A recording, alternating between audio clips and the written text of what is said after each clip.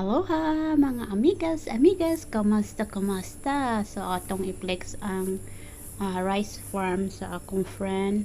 Believe kay ko ani ang area kay ngano bisag bagyohon. Nang dili gyapon siya maapektuhan.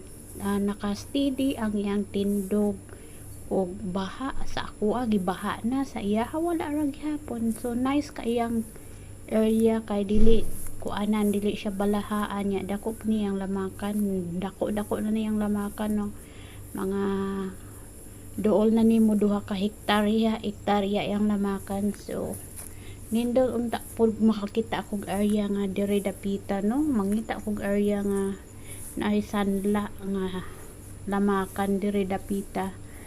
Ang nakanindot man ko dire kay iyang kuan sorry nakanindot kay dili siya bagyo ay kuan kung magbagyo di siya apektado kaayo mo nang ganahan ko nya kung sa tubig pod naara siya lay farming tubig irrigation man sa akuha naman to irrigation akuha kaso lang kung sige pong bagyo sige ulan ara pong irrigation so mapuno ang tubig mag-swimming ang akong mga palay ang ending di takatanom o sobras tubig di pud takatanom kung wala po'y tubig wala pud gihapoy tubig walay tubig di pud takatanom kay wala may tubig.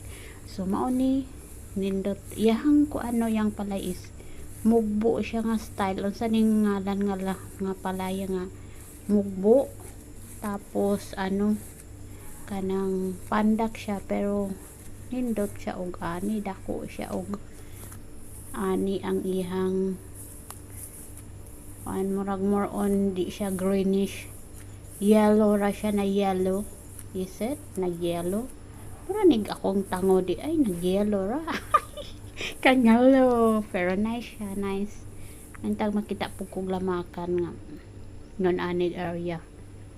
Okay.